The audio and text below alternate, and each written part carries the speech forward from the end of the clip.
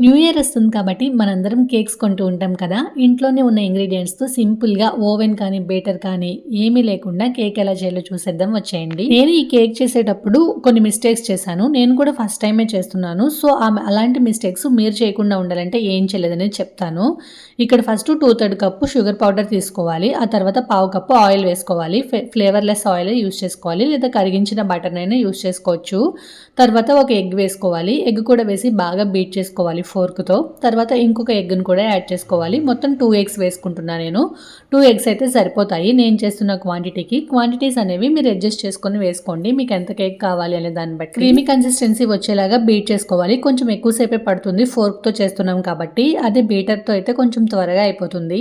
చూడండి నేను ఇక్కడ చూపిస్తున్నాను కదా! ఈ కన్సిస్టెన్సీ వస్తే సరిపోతుంది. ఇలా చేయడానికి నాకు 10 మినిట్స్ పట్టింది. ఇప్పుడు దీనిలోకి డ్రై ఇంగ్రీడియంట్స్ అనేవి యాడ్ చేసుకుందాము. నేను ముందుగానే ఫ్లోర్ జల్లించుకొని పక్కన పెట్టుకున్నాను. దీనిలోకి 1.25 కప్పు ఫ్లోర్ అయితే యాడ్ చేసుకోవాలి. ఇది మైదా పిండి.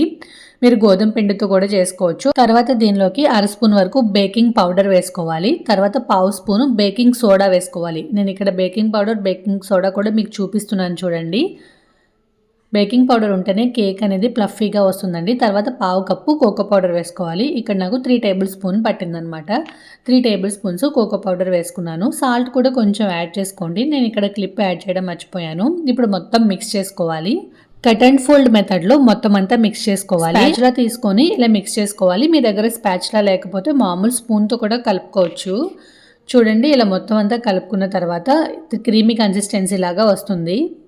బాగా కలుపుకోవాలి. దీనికి ఒక 5 నిమిషాల టైం అయితే పట్టింది నాకు. చూడండి ఇలా గట్టిగా వస్తుందనమాట. ఇప్పుడు పాలని కొంచెం కొంచెం వేసుకోవాలి. ఇవి కాచి చల్లార్చిన పాలు. నాకైతే మొత్తం 1/2 కప్పు పట్టాయి. కొంచెం కొంచెం వేసుకుంటూ మిక్స్ చేసుకుంటూ ఉండాలి. మొత్తం అంతా ఒకేసారి వేసుకోవద్దు. ఒకవేళ మీకు పాలు ఎక్కువ వేసేసుకున్నారు, లూజ్గా అయిపోయింది బ్యాటర్ అనుకుంటే కొంచెం మైదా పిండిని యాడ్ చేసుకోండి. అలాగే గట్టిగా అనిపించినప్పుడు కొంచెం పాలను ఎక్స్ట్రా యాడ్ చేసుకోండి. నాకు ఇక్కడ నేను తీసుకున్న క్వాంటిటీస్కి 1/2 కప్పు కరెక్ట్గా పట్టాయి. చూడండి ఫైనల్గా కన్సిస్టెన్సీ అయితే ఇలా ఉండాలన్నమాట. ఇలా రిబ్బన్ కన్సిస్టెన్సీలో రావాలి. ఇలా వస్తేనే మన బ్యాటర్ అనేది పర్ఫెక్ట్గా రెడీ అయినట్టు. ఇప్పుడు దీనిలోకి ఒక 1/2 స్పూన్ వరకు వెనీలా ఎసెన్స్ని యాడ్ చేసుకోండి. మీ దగ్గర ఏ ఎసెన్స్ ఉన్నా యాడ్ చేసుకోవచ్చు.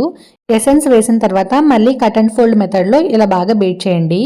ఇలా మొత్తం కలుపుకున్న తర్వాత ఒక స్టీల్ గిన్నె తీసుకోండి. ఇది నేను చేసిన ఫస్ట్ మిస్టేక్. స్టీల్ గిన్నె అసలు వాడద్దండి. కేక్ టిన్ ఉంటుంది కదా, లేదంటే అల్యూమినియం గిన్నెనే వాడండి. స్టీల్ గిన్నెలో వేయడం వల్ల అడుగు అయితే మాడిపోయింది. ఒక వీడియోలో చూశాను స్టీల్ గిన్నెలో కూడా వేయచ్చు అని చెప్పి, అందుకే నేను ట్రై చేశాను. నేను కూడా ఫస్ట్ టైం కేక్ వండుతున్నానండి. ఇప్పటివరకు మన ఛానల్లో కేక్ రెసిపీ అయితే ఏదీ లేదు. కొంతమంది కొన్నిట్లో ప్రో లాగా ఉంటారు కదా, నాకైతే కేక్స్ అస్సలు రాదు.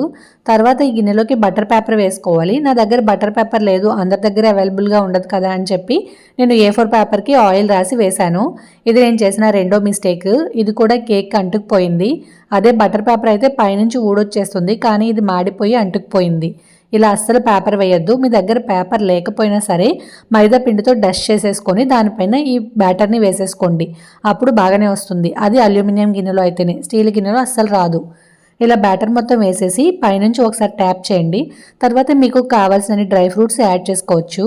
ఇది ఆప్షనల్ అండి. కావాలంటే వేసుకోవచ్చు, లేదంటే లేదు. మీ దగ్గర చాకో చిప్స్ ఉన్నా లేదా చాక్లెట్ స్ప్రింక్లర్స్ ఉన్నా అవి కూడా యాడ్ చేసుకోవచ్చు. బాగుంటాయి చూడడానికి. సో ఇలా మొత్తం యాడ్ చేసుకున్న తర్వాత బౌల్ని పట్టుకొని ట్యాప్ చేయండి. అప్పుడు ఎయిర్ బబుల్స్ ఏమైనా ఉంటే ఫిల్ అవుతాయి అనమాట. ఫ్లఫీగా వస్తుంది కేక్. నేను చేసిన కేక్ అయితే చాలా ఫ్లఫీగా వచ్చింది. టేస్ట్ కూడా చాలా బాగుంది. పక్కన పెట్టేసుకోవాలి. ముందుగానే ఒక 10 మినిట్స్ ముందు గిన్నెని ప్రీహీట్ చేసుకోవాలి. నేను శాండ్ వేసుకున్నాను. ఇసుక వేసినా వేయకపోయినా పర్వాలేదు. వేడిగా ఉంటుంది, ముట్టుకోవద్దు. దీనిలోకి ఒక స్టాండ్ని పెట్టుకోవాలి. ఇలా స్టాండ్ పెట్టిన తర్వాత ఇప్పుడు మనం ప్రిపేర్ చేసుకున్న కేక్ బ్యాటర్ గిన్నెని తీసుకొచ్చి దీని మీద పెట్టేసి మూత పెట్టాలి. నేను ఇక్కడ ఇంకొక మిస్టేక్ చేశాను. మూత అనేది దీనికి తగలకుండా ఉండాలన్నమాట ఈ బౌల్కి. ఎందుకంటే బ్యాటర్ పొంగుతుంది ఉడుకుతున్న కొద్దీ. నేను ఇక్కడ సగానికంటే పైనే వచ్చింది కదా బ్యాటర్. మీరు తీసుకునే గిన్నెకి సగం వరకే ఉండేలాగా చూసుకోండి. ఎక్కువ ఉంటే కొంచెం పెద్ద గిన్నె తీసుకోండి. తర్వాత నేను ఈ మూత పెట్టాను. ముందు వేరే ప్లేట్ పెట్టాను. అది తగలడం వల్ల పొంగినప్పుడు ప్లేట్ కంటేసి పడిపోయింది అనమాట పక్కన. మీకు చూస్తే ఇసుకలో కొంచెం కనిపిస్తుంది. తర్వాత ఈ ప్లేట్ పెట్టాను మళ్ళీ డ్రై ఫ్రూట్స్ వేసేసి. ఇలా బేక్ అవ్వడానికి నాకు 50 మినిట్స్ టైం పట్టింది. లో ఫ్లేమ్లోనే ఉంచుకోవాలి మంటని. తర్వాత చాక్తో మధ్యలో గుచ్చి చూస్తే ఏమీ అంటకుండా వచ్చిందంటే కేక్ పర్ఫెక్ట్గా బేక్ అయిపోయినట్టే. నాకు ఏమీ అంటలేదు, కానీ 1 నిమిషం పాటు ఉంచుదామని అలానే ఉంచాను. నాకు అడుగున మాడిపోయింది అనే విషయం అప్పటికి అర్థం కాలేదు, స్మెల్ కూడా రాలేదు. ఆ తర్వాత తీసుకొని పక్కన పెట్టేసుకోవాలి. అది పూర్తిగా చల్లారే వరకు అలానే ఉంచాలి. తర్వాత ఎడ్జెస్ చాక్తో ఇలా నేను వీడియోలో చూపిస్తున్నాను కదా, ఇలా చేశారంటే కేక్ ఈజీగా ఊడొచ్చేస్తుంది. ఫస్ట్ నాకు కేక్ రాలేదు, ఎందుకు రావట్లేదు అని అనుకున్నా. సైడ్స్ మొత్తం కూడా ఇలా చేసినప్పుడు లూజ్గానే అనిపించాయి, కానీ అడుగున అంటుకుపోయిందనే విషయం నాకు తెలియదు. నాకు కొంచెం సేపటికి కేక్ అయితే ఊడొచ్చేసింది. చూడండి, కేక్ బయటకు వచ్చిన తర్వాత అడుగున మాడిపోయింది. ఇలా పేపర్ వేయడం కూడా కరెక్ట్ కాదనమాట. బటర్ పేపరే వేసుకోవాలి, లేదంటే మైదా పిండితో డస్ట్ చేసుకోవాలి. పేపర్ మొత్తం అంటుకుపోయింది, అడుగును కూడా మాడిపోయింది. నేను ఇంకా ఈ పైన ఉన్న అడుగున మాడిన లేయర్ అయితే కట్ చేసేసాను, ఎందుకంటే మిగతా కేక్ అంతా బాగుంది, తినడానికి కూడా బాగుంది నేను టేస్ట్ చేసి చూస్తే. సో ఎందుకు వేస్ట్ చేయడం అని చెప్పి నేను పైన మాత్రమే కట్ చేశాను అనమాట. ఇది మనం యూజ్ చేసుకోవచ్చు. చూడండి, ఫైనల్గా కేక్ అయితే ఇలా వచ్చింది. మీరు ట్రై చేసేటప్పుడు నేను చెప్పినవన్నీ గుర్తుపెట్టుకొని నేను చేసిన మిస్టేక్స్ అయితే చేయకండి. టేస్ట్ మాత్రం చాలా బాగుంది. చాక్లెట్ కేక్ అచ్చు మనం బేకరీలో తిన్నట్టే ఉంది. పైన మనకి ఏం కావాలంటే అవి వేసుకోవచ్చు. ఈ వీడియో నచ్చితే లైక్ చేసి సబ్స్క్రైబ్ చేయండి.